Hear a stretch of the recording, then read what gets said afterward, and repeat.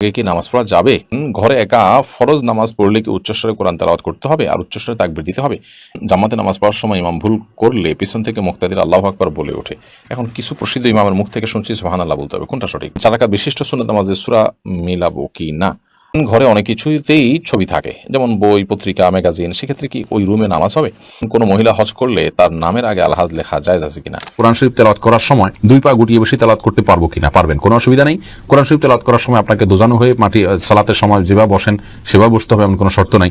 আপনি ইচ্ছা করলে আসন দিয়ে বসতে পারেন বা অন্য কোনো ভাবে বসতে পারেন, অসুবিধা নাই। কোরআনের প্রতি অসম্মান প্রদর্শন না হয় এরকম কিছু হলেই চলবে ইচ্ছাকৃতভাবে, কিন্তু আপনি আরাম করে বসাতে কোনো সমস্যা নাই। কোরআন শরীফ কোথাও নিষেধ করা হয়নি। বাড়িতে ফরজ নামাজ পড়লে একামত দিতে হবে কি? হ্যাঁ ভাই, যদি আপনি একাকী ফরজ সালাত আদায় করেন, অন্য কেউ জামাতে শরীক হতে পারবে সে সম্ভাবনা থেকে আপনাকে জোরে জোরে একামত দিয়ে তারপরে সালাত আদায় করা উচিত। কোন একটি বর্ণনা দ্বারা বোঝা যায়, হাদিসে কুদসিতে আসছে, একজন ব্যক্তি কোন এক জায়গায় রাখাল, তিনি একাকী দাঁড়িয়ে আজান দিচ্ছেন এবং একামত দিয়ে সালাত আদায় করছেন। তার আশা যদি কেউ শরীক হয় তার সাথে, যদিও কেউ সেখানে দেখছেন না আপাতত তাকে, তারপরও তিনি করেছেন। এই ব্যক্তির জন্য বিশেষ ফজিলতের কথা রয়েছে হাদিসে কুদসিতে, যার কারণে আমরা বলি বাসায়ও যদি আপনি একাকী সালাত আদায় করেন, কোনো কারণে জামাত চলে গেলে মসজিদে আপনি একামত দিয়ে নেবেন এবং এমনভাবে পড়বেন যাতে কেউ আপনার সাথে সম্ভব হলে শামিল হতে পারে। এরপরের প্রশ্নে চলে যাচ্ছে। মোহাম্মদ ওমর ফারুক প্রশ্ন করেছেন, ছেলেরা যদি জামাতে ফরজ নামাজ আদায় না করে তাহলে নামাজ হবে কি? নামাজ হয়ে যাবে। একটা হাদিস ক্ষেত্রে আসলে সালাতা লিজারিল মসজিদে ইল্লা ফিল মসজিদে, যে ব্যক্তি মসজিদের প্রতিবেশী তার সালাত মসজিদে ছাড়া হবে না। এই হাদিসটির সনদ বিশুদ্ধভাবে প্রমাণিত নয়, হাদিসের সনদের ভিতরে দুর্বলতা রয়েছে, আর সেই কারণে এই হাদিসের সনদের দিকে তাকায় আমরা তার সালাত হবে না সেটা বলবো না। তবে মুসলিমের অবশ্যই জামাতের সাথে সালাত আদায় করা উচিত। নবী সাল্লাল্লাহু আলাইহি ওয়াসাল্লাম যারা বাসায় সালাত পড়ে বা মসজিদে জামাতে শামিল হয় না, তাদের ঘর বাড়ি জ্বালিয়ে দিতে চেয়েছেন। এটা বোঝা যায় এখান থেকে যে জামাতে সালাত আদায় করা ওয়াজিব, বিনা উজরে এটা তরক করা হারাম এবং গুনাহের কাজ। সেটা আপনি জানতে চেয়েছেন নামাজের ঠোঁট বন্ধ রেখে সম্পূর্ণ মনে মনে সূরা কিরাত পড়লে নামাজ হবে কিনা। ভাই খালেদ, নামাজে যদি আপনি ঠোঁট বন্ধ রেখে মনে মনে সূরা কিরাত পড়েন তাহলে আপনার সালাত হবে না। কারণ ইসলাম শরিয়াতে যে সমস্ত জায়গায় আমাদেরকে পাঠ করতে নির্দেশ করা হয়েছে, বলতে নির্দেশ করা হয়েছে, সেখানে আমাদেরকে ঠোঁট এবং জিহ্বার উচ্চারণ করে বলতে হবে। ঠোঁটের যদি ব্যবহার না হয়, জিহ্বার যদি ব্যবহার না হয়, তাহলে সেটাকে বলা হয় না, ওইটাকে বলা হয় মনে মনে কল্পনা জল্পনা করা। আপনাকে বলতে বলা হয়েছে, সূরা পড়তে বলা হয়েছে, আর এই পড়াটা হবে মুখ এবং ঠোঁট নড়লে। যদি না পড়েন তাহলে না নড়ে, তাহলে সেক্ষেত্রে পড়াটা হয়নি। বিধায় মনে মনে যদি আপনি কেরাত পড়েন, সূরা পড়েন, তাহলে সেক্ষেত্রে এটা জায়েজ হবে না। রানা সিদ্দিক জানতে চেয়েছেন, বাজারে ড্রেসিং করা মুরগি খাওয়া যাবে কিনা? ভাই রানা, বাজারে ড্রেসিং করা মুরগি খাওয়া যাবে, তবে না খাইলে ভালো, ঝামেলা মুক্ত। অনেক ওলামা ইকরাম নিষেধ করেন, এই জন্য তারা বলেন যে পানিতে চুবানো হয় ড্রেসিং করার জন্য, সেই পানিটাতে যখন চুবানো হয় নাড়ি বুড়ি যদি ভিতরে থাকে, তাহলে সিদ্ধ গরম পানিতে ওটা চুবানো হলে ওই নাপাক যেগুলো নাড়ি বুড়িতে আছে, পায়খানা ইত্যাদি, সেগুলো গোশতের সাথে মিশে যেতে পারে, এই জন্য নিষেধ করেন। আসলে এত অল্প সময়ের জন্য যে চুবানো হয়, কয়েক সেকেন্ডের জন্য, এত অল্প সময়ের মধ্যে ওই নাপাকি এটা গোশত পর্যন্ত পৌঁছায় না, যার কারণে গোশতের মধ্যে কোনো দুর্গন্ধ আমরা দেখি না, স্বাদটাও নাপাকের আসে না, কোনো আলামতও আসে না, যার কারণে এটাকে আমরা হারাম মনে করি না। তারপরেও যেহেতু আমাদের ইখতিলাফ আছে, মত পার্থক্য আছে, যদি এটা অ্যাভয়েড করা যায়, বিকল্প পন্থা করা যায়, সেটা বেশি ভালো। অর্থাৎ নাড়ি বুড়ি ফেলে দিয়ে তারপরে ফ্রেশ পানিতে চুবাই ড্রেসিং করলেন, তাহলে কোনো সমস্যা নেই। টি শার্ট পরে কি নামাজ পড়া যাবে? ভাই শাহিন, টি শার্ট পরে আপনি সালাত আদায় করতে পারেন। তো মনে রাখবেন, সালাত আদায়ের ক্ষেত্রে মৌলিক নির্দেশনা আল্লাহ সুবহানাহু ওয়া তাআলা বলেছেন, ইয়া আইয়ুহাল্লাযীনা আমানু খুযু যিনাতাকুম ইনদা কুল্লি মাসজিদ। হে ঈমানদাররা, প্রত্যেক সালাতের সময় তোমরা সুন্দর ভাবে সালাত আদায় করবে, সুন্দর পোশাক পরবে বা সুন্দর পোশাক পরবে। এই জন্য এমন কোনো পোশাক পরা উচিত নয় সালাতের সময় যে পোশাক পরে আপনি সম্ভ্রান্ত কোনো জায়গায় যাবেন না, মান্যগণ্য কোনো ব্যক্তির কাছে যাবেন না, সেরকম কোনো পোশাক পরা উচিত নয়। অতএব আপনি চেষ্টা করবেন যে পোশাক পড়লে আপনাকে খারাপ দেখা না যায়, দৃষ্টিকটু দেখা না যায়, ভিন্ন ব্যতিক্রম মনে না হয়, এবং আপনি এটা পরে ভালো কোনো জায়গায় যেতে ইতস্ত বোধ করেন না, সেরকম পোশাক পরে সালাত আদায় করবেন। নাবিল শাহরিয়ার জানতে চেয়েছেন, স্ত্রী জাহান্নামে গেলে স্বামীও কি জাহান্নামে যাবে? না ভাই নাবিল, এটা কোনো জরুরি না যে স্ত্রী জাহান্নামে গেলে স্বামীও জাহান্নামে যাবে। লূত আলাইহিস সালাতু ওয়াস সালামের স্ত্রী জাহান্নামে যাবে, কিন্তু তাই বলে লূত আলাইহিস সালাম তো জাহান্নামে যাবেন না। অতএব স্বামী স্ত্রী একে অন্যের জাহান্নামে যাওয়ার উপর অন্যের জাহান্নাম নির্ভর নয়, বরং প্রত্যেকের আমল নির্ভর করবে, আমলের উপর নির্ভর করবে তার জান্নাত জাহান্নাম। আল্লাহ সুবহানাহু ওয়া তাআলা বলেছেন, লাইসা লিল ইনসানি ইল্লা মা সাআ, মানুষ নিজে যা করে সেটাই সে পাবে, অন্য কি করলো না করলো তাতে তার কিছু আসবেও না, যাবেও না। আল্লাহ অন্য আয়াতে বলেছেন, লা তাজিরু ওয়াজরাতুন ভিজরা উখরা, একজনের বোঝা, পাপের বোঝা অন্যজন বহন করবে না। অতএব স্ত্রী অন্যায় করলে তিনি জাহান্নামে যাবেন, স্বামী জাহান্নামে যাবেন না। বিষয়টি এরকম না, যার যারটা আমলের কারণে তিনি পুরস্কার বা তিরস্কারের উপযুক্ত হবেন।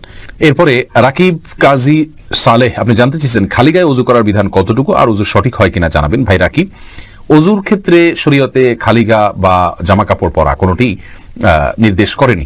অতএব ওযুর ক্ষেত্রে আমরা খালি গায়ে যদি থাকি তাহলে কোনো প্রকার অসুবিধা নেই। ওযুর ক্ষেত্রে আপনি খালি গায়ে ওযু করতে পারবেন, কোনো সমস্যা নেই ইনশাআল্লাহ। হাফেজ, আপনি জানতে চাইছেন ছোট বাচ্চারা বিছানায় পেশাব করলে তা শুকিয়ে গেলেও কি বিছানা অপবিত্র থাকবে? ছোট বাচ্চারা যদি বিছানায় পেশাব করে, এক্ষেত্রে মনে রাখতে হবে ছেলে বাচ্চা যদি হয় তাদের পেশাবের ক্ষেত্রে কিছুটা ছাড় রয়েছে। ছেলে বাচ্চা যদি হয় আর সে যদি মায়ের দুধের উপরে সম্পূর্ণ নির্ভরশীল থাকে এবং তার মধ্যে যদি অন্য কোনো কিছু যদি সে না খায়, বাহিরের কোনো কিছু খাদ্য হিসাবে সে গ্রহণ না করে, তাহলে সেক্ষেত্রে এই বাচ্চার পেশাবের উপরে শুধুমাত্র পানি ছেটা দিয়ে দিলে সেটা পাক হয়ে যাবে। আর যদি মেয়ে বাচ্চা হয় তাহলে সেক্ষেত্রে পরিপূর্ণভাবে ধুইতে হবে। এটা হাদিস দ্বারা এই ব্যবধান এবং পার্থক্যটা সুস্পষ্টভাবে প্রমাণিত। এখানে কেউ যদি বলেন যে মেয়েদের পেশাবের ক্ষেত্রে এই তারতম্য কেন করা হয়েছে, মেয়েদের প্রতি বৈষম্য কিনা, আমরা বলবো না। মেয়েদের পেশাব হয়তো তার ভিতরে কোনো এমন কোনো দিক রয়েছে পেশাবের যেটা হয়তো আমরা এখনো জানি না, অথবা বিজ্ঞানী হয়তো জানতে পারেন, যার কারণে এটা ধোয়াটা জরুরি করা হয়েছে। সেটাতে দুর্গন্ধের বিষয় থাকুক অথবা অন্য কোনো ক্ষতিকর কোনো কিছু থাকুক যেটা আমাদের কাছে অজানা, কিন্তু ইসলামী শরিয়াত নির্দেশ করেছে, নিশ্চয়ই এর ভিতরে কোনো না কোনো কল্যাণ আছে। আমরা দেখি ইসলামী শরিয়ার নির্দেশকে পালন এবং মান্য করার ভেতরেই কল্যাণ নিহিত আছে। রাকিব হাসান প্রশ্ন করেছেন, সুন্নাত সালাত আদায় না করলে গুনাহ হবে কিনা? রাকিব হাসান, সুন্নাত সালাত আদায় না করলে বড় কোনো গুনাহ হবে না। গুনাহ তো অবশ্যই হবে, গুনাহ শব্দের অর্থ হলো ক্ষতি। সুন্নাত তরক করলে তো ক্ষতি হবেই। নবী সাল্লাল্লাহু আলাইহি ওয়াসাল্লাম ৫ ওয়াক্ত সালাতের আগে পরে যে সুন্নাতে মুআক্কাদাগুলো, এগুলোকে খুব গুরুত্বপূর্ণ সালাত হিসেবে আদায় করেছেন। অতএব সেগুলোকে যদি আপনি তরক করি বিনা প্রয়োজন, বিনা কারণে, বিনা ওজরে, তাহলে তো ক্ষতি হবেই, গুনাহ তো হবেই অর্থে। কিন্তু গুনাহ বলতে কবিরা গুনাহ, বড় কোনো পাপ যেটা কারণে শাস্তির সম্মুখীন হইতে হবে, এরকম কোনো গুনাহ হবে না। কারণ এটি ফরজ বা ওয়াজিব নয়, আর ফরজ ওয়াজিব না হলে সেটা তরক করলে বড় কোনো গুনাহ হয় না। বিনা কারণে এটা না ছাড়াই উচিত, মুসলমান সুন্নাহকে তরক না করাই উচিত। কিন্তু যদি কোনো কারণে মাঝে মধ্যে ছাড়ে তাতে কোনো অসুবিধা হবে না ইনশাআল্লাহ বিইذনিল্লাহ। সিয়াম মিয়া, আপনি লিখেছেন জামাতে নামাজ পড়ার সময় ইমাম ভুল করলে পিছন থেকে মুক্তাদির আল্লাহু আকবার বলে ওঠে।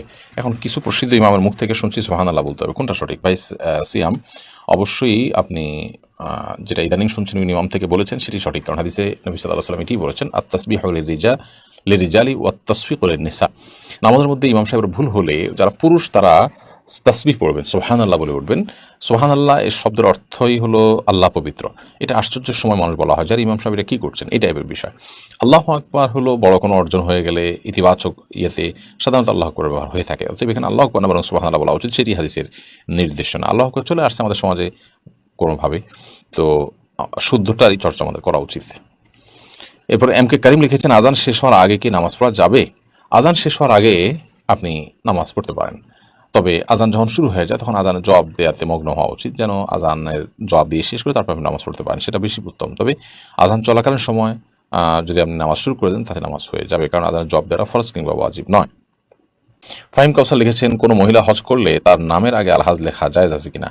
নামের আগে আলহাজ পুরুষের জন্য লেখা যেখানে উচিত না সেখানে মহিলার জন্য কারণ লিখতে যাবে।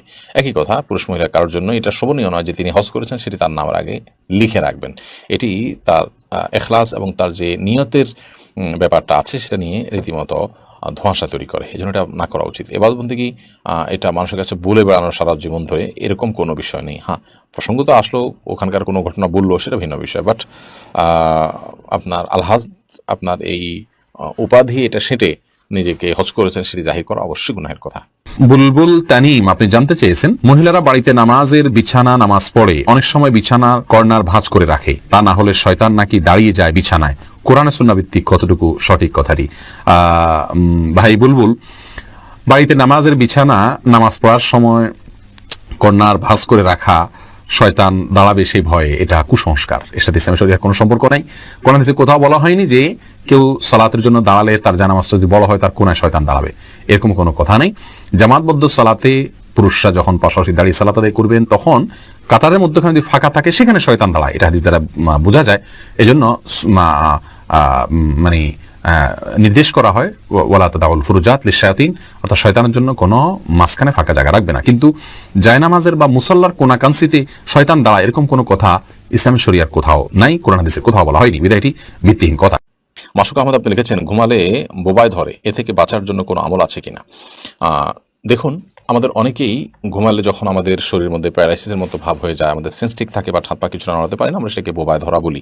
এটা আমাদের সমাজে বহুল প্রচলিত। সাধারণত বোবায় ধরা বলতে আমরা মনে করি যে বোবা জিনে ধরছে সেজন্য আমরা বোবার মতো হয়ে গেছি, কথা বলতে পারছি না, আওয়াজ নাই এবং নড়াচড়া নাই, অথবা আপনার জিনে ধরার ফলে আমরা বোবার মতো হয়ে গেছি, এটাকে আমরা বোবায় ধরা বলি।